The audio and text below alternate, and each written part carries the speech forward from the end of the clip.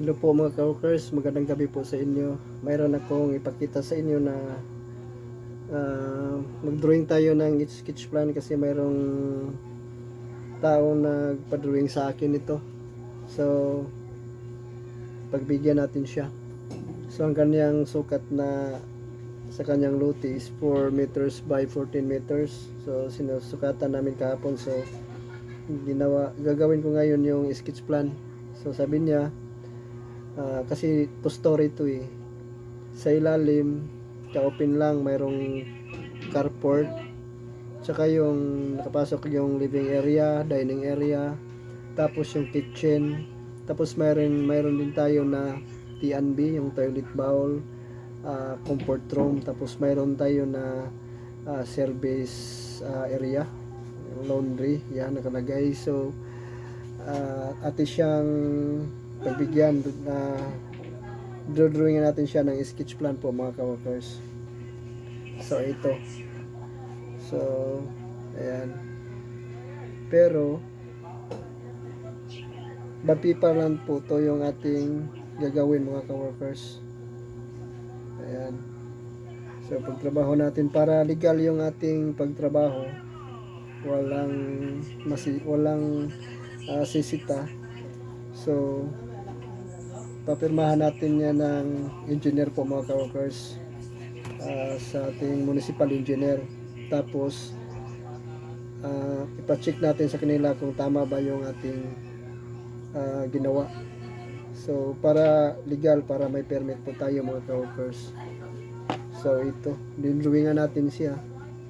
So pan-paper lang ang ating gagamitin mga ka-workers para mayroon tayong guide para pagtrabaho natin, pagsimula natin ang trabaho mga ka-workers. So ayan. So marami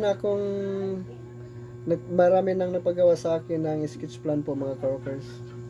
So ang ginawa namin, ipa-check lang namin sa municipal engineer. So ayan po mga ka-workers. Kung ano mga materials yung aming ginagamit, so sila yung magbigay ng approval po mga ka-workers. So ito. So okay naman po yung mga tinatrabaho namin po mga ka-workers. Wala naman pong problema. So itong taong to, paggawa sa atin, pagbigyan natin siya. So kung tayo ang magdodrawing, tayo rin ang magtrabaho nito. So ito.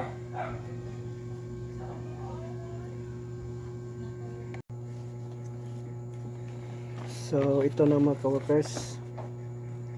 Medyo malinaw na yung ating sketch plan na ating ginawa. Ayan. So maintindihan na natin kung ano dito yung nakalagay. So ito yung ground floor at saka yung second floor.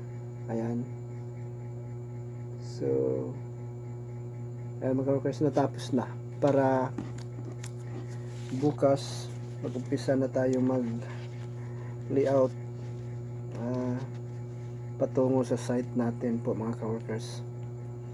So ito, nilagyan na natin ng ballpen, so klaro na yung mga sukat dito. So ating tingnan mga ka-workers. So yan, ito yung sketch plan sa ground floor. So dito may poste. So ang sukat dito, kasi firewall to mga ka-workers, yan firewall. So may mga bahay dyan, may bahay rin dito. So ito 4 meters dito sa kanyang poste, tapos dito 4 meters tong sukat dito. So ayan, 4 meters yan. So yung kanyang length is 14 meters ang kanyang length mga ka-workers. So yan, 14 meters yung length nya. Yan nakalagay dyan. So mayroon tayong carport according sa may-ari. palagyan ng carport. At dito yung nakalagay natin yung septic tank. Optional po ito mga ka-workers. Pwede dito natin ilagay at pwede rin dito natin ilagay sa may laundry. Yan. Kasi malapit lang siya sa kanyang comfort room. Pwede rin dyan mga ka-workers. So, ito yung gate niya. Ito yung gate din ng tao. Papasok dito sa kanyang main door. Ayan, tapos mayroong tayong living area. Dito yan. Living area. So, dining area. Mayroong kitchen. Yan. So, laundry area. Tapos dito yung T&B, yung toilet bowl na comfort room. Tapos ito yung stairway patungo sa second floor po mga ka-workers. So, yan. Mayroong nakalagay dyan na C1. It means column 1. Yan, mayroong mga column 1. Tatlo ang column 1. Tapos mayroong number 1 at saka letter E, letter B, at letter C. So, yung may mga marking na yan, nilagay natin dyan para hindi tayo mahirapan pag tingin ng ating sukat. For example, ito na column 1, E1, 1A, yan ang column 1. 1A, column 1 yan. At saka pwede ring 1C, column 1. Yan, 1D, column 1. Hindi tayo mahirapan paghanap dyan kasi yung ating column, mayroong lapad na column natin, yung poste natin, mayroon din na square, mayroong rectangle at saka mayroong square. So, yan ang dapat may ganyan para hindi tayo mahirapan paghanap ng sukat ng ating column. Yan. So, may number 2, number 3, number 4, number 5, number 6. Sa second floor yan. Ito yung sa ground floor mayroong number 5. So, for example, ito nga number 3. Number 3 sa column 4. Yan, column 4. Saan natin hanapin yan? Dito natin hanapin yan. Number 3A. Yan, 3A. Yan ang column 4. So, patanda natin kung saan yan ang ating sinusukat. So, ayan po mga ka-workers. So, mayroong door 1. Yan. May door 1. May door 2. Door 2. Door 3. So, ayan. Ito yung door sa may laundry. Ito yung sa comfort room. Ayan.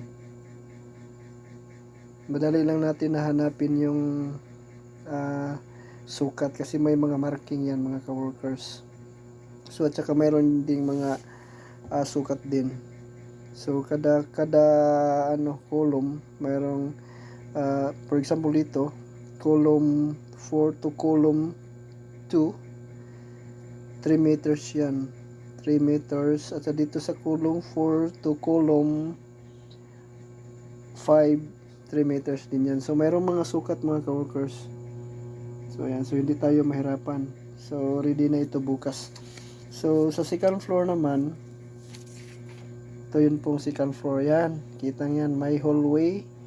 Tapos ito yung stairway patungo sa ground floor pababa. Yan. So ito yung mga room, mga bedroom. Yan. According to may-ari, 3 room daw ang kanyang ilagay sa kanyang bahay. So ayan, 3 na. 3 room. Ang sukat niyan 3 meters by 3 meters by 3 meters. Yan. 3 meters by 3 meters yan. Lahat yan. So ito Meron tayong aircon dito mga ka-workers. Optional din. Pwedeng window type, pwede rin split type. At saka dito yung isang room naman, mayroon ding aircon. So ayan, may terrace. So dito, may bakante dyan na konti. 60 cm. Dito yun natin lagay yung kanyang fire exit kasi dito wala na. Wala nang exit dito mga ka-workers kasi pyrol dito. Dyan, pyrol yan. So dito natin ilagay yung fire exit. So ayan, may mga sukat na. So ito pa mga ka-workers, ito yung stairway natin dito patungo sa ating ground floor. So ayan, so ito lang po mga ka-workers yung iba nating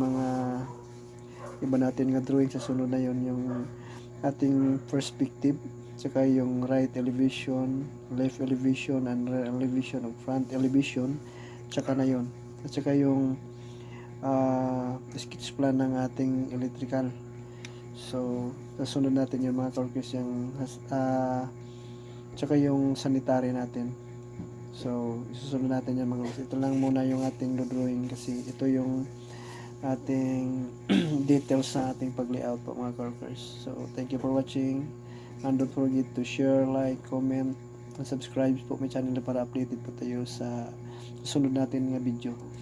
So kung sino po yung magpa-shoutout, so comment nyo lang po sa